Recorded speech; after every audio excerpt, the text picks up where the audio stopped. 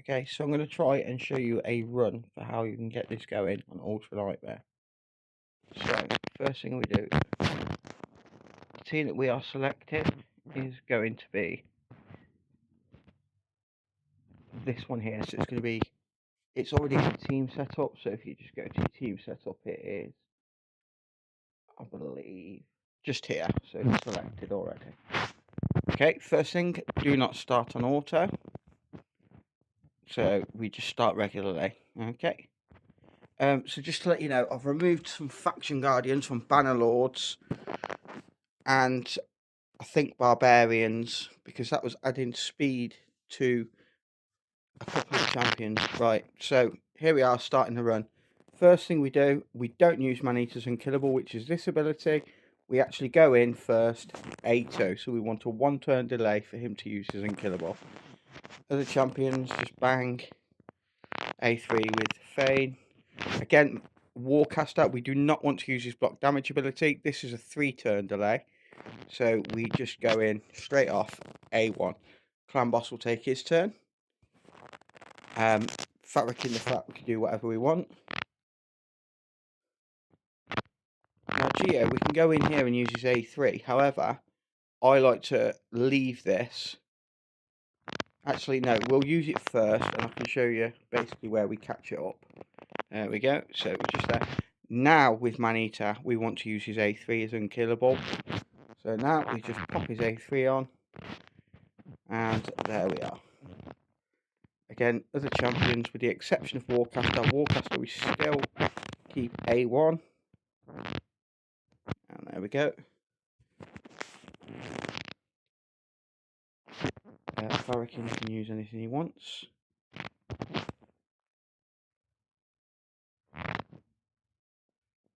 We can do anything here. With Geo. Again, here, we do not want to use his A3. We just want to go in A1. So you notice with Warcast we've taken 3 turns and we haven't used his A3. So there we go. We just go in. Boom, boom, boom. There we are. And now we use Warcaster's A3. And from here, it's actually full auto. What I am going to do though is I'm just going to, you can literally leave it from there. You can literally just press auto and it will go.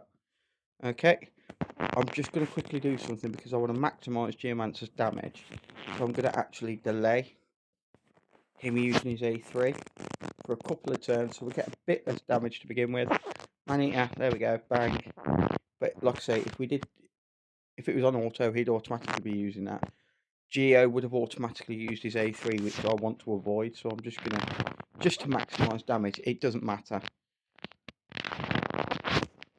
You don't have to leave it on auto, because it will sync up somewhere. But basically, I'm just doing it now. There you go, he's gone to take the stun. There we are. After this, I'll just go full auto, because Geomancer will literally have his A3 available, which will now absolutely maximise his damage. You don't have to do this. There we go. Auto. You don't have, like I say, you don't have to do the delay on Geomancer, but I prefer to do it just because it maximises a bit more damage. Now, when Clan Boss is actually on an affinity,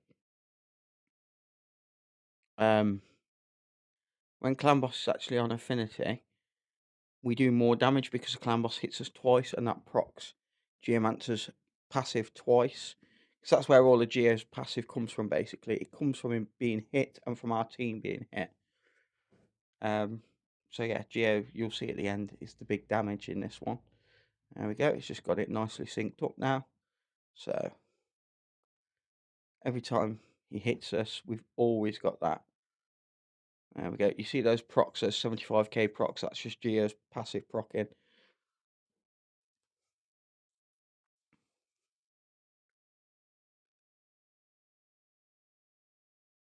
Again, you'll see some big numbers. There we go.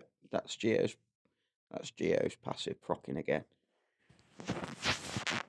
That's where his damage comes from. It actually comes from being hit. He reflects the damage back.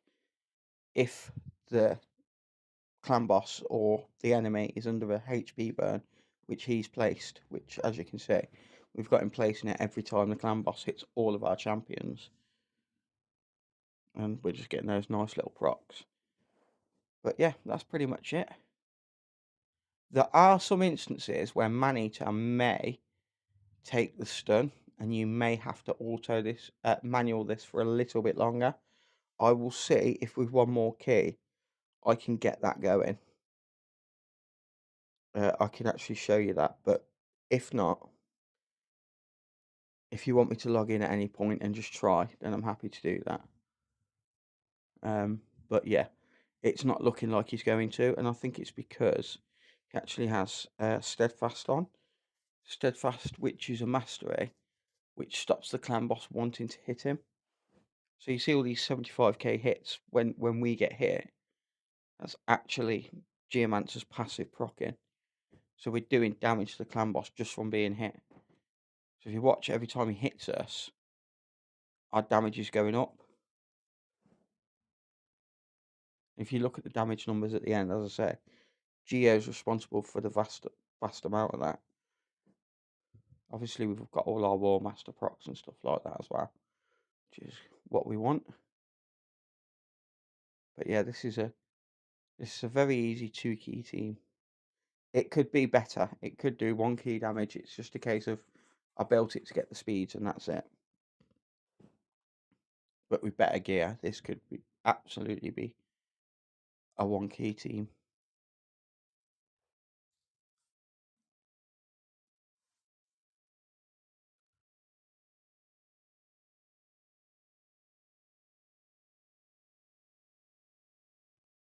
You have to excuse me because I've got just woken up, so energy's a bit low. But yeah, basically, all you want to remember is you want to hit the clan boss once with Maneater before he uses unkillable ability, and 3 times with Warcaster before he uses his block damage ability.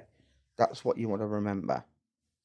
Now, on affinity, so when it's on magic, spirit, or force, they will naturally target. So, magic, they'll naturally target either Farrakhan or Fane. I think looking at it, it'll be Fane. Spirit, they'll naturally target Geomancer, so there's no need to worry about Maneater taking the stun there. I think magic, not magic, sorry, force can be slightly awkward, but again, I can show you exactly what to do if Maneater does. If Maneater or Warcaster takes a stun, that's it. The run's finished. But as you can see, after that first stun, we're fully covered if Maneater or Warcaster don't take it. However, there is a way around it. We just have to manual it a bit longer. But as I say, it looks like it's going quite well. If you look as well, sometimes some of the guys have got block buffs for 3 turns as well from Maneater, because he's got a mastery which can extend the duration of buffs which he places. It won't extend unkillable, but it can extend block buffs. Now, if he does that on his first turn, there's absolutely no way he will take the stun, because he'll have that block buffs up all the whole time, like for the first stun. So there's no way he will take it, even if the clan boss hits him. But yeah, it's like I say, 1 turn delay with Maneater before he uses unkillable. 3 turn delay, i.e., hit the clan boss 3 times with Warcaster before he uses his block damage. Once Warcaster, if Maneater hasn't taken the first stun, once Warcaster uses that A3, which is his block damage ability, if Maneater or him hasn't taken the stun, you're full auto from literally turn 3.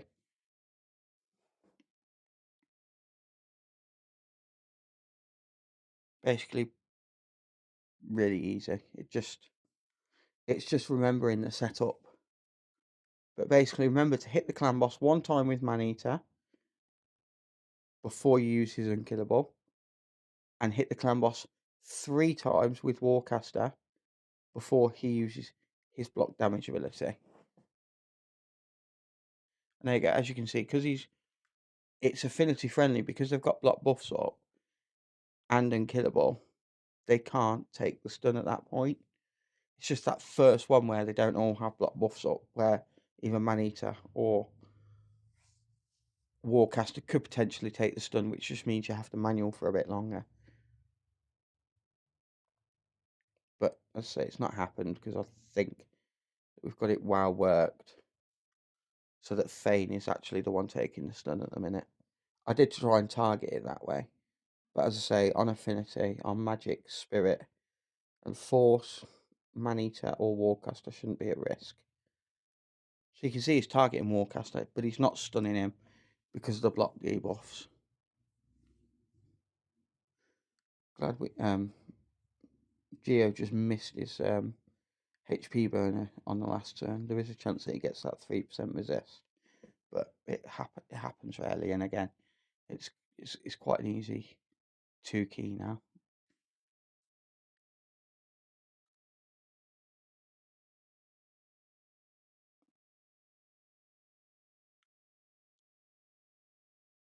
I do apologise for rambling. Just wanted to kind of make it as easy as possible for you. But yeah, the easiest way to remember it: 1 turn, hit the clan boss 1 time with Maneater before he uses his A3. Hit the clan boss 3 times with Warcaster before he uses his A3. And what I mean by his A3 is his third ability, so his block damage ability, or his unkillable ability. His third skill, basically.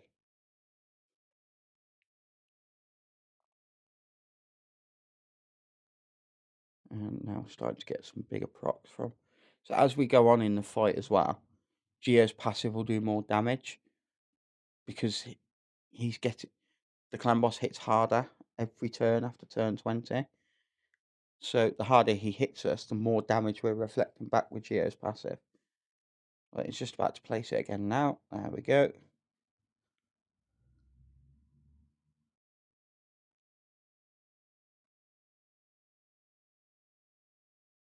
Like if you ever pulled a Dracomorph or somebody like that, you'd literally throw them in place of Thane.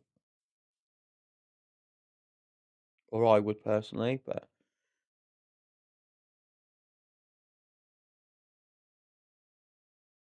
I'm sure there's probably ways for this as well to get Ninja in there, but the issue with him is his turn meter increase, so it's just too much messing about.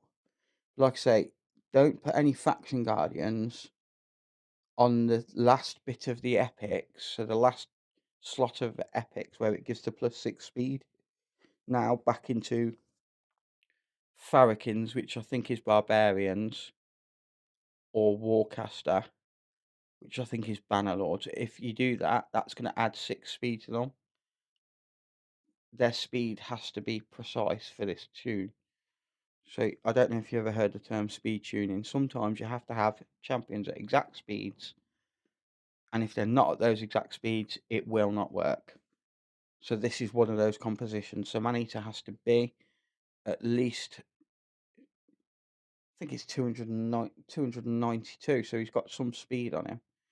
And Warcast has to be at 246 or 248, and he can only have either one speed set or no speed sets. But there we go. End of the run. We've made it 50 turns. There we go. Thank you very much, Mr. Clan Boss. And that is a run done. And as you can see, Geo's our big damage dealer, and it's literally off his passive, just reflecting all that damage back. So yeah, that's how you run it in a nutshell.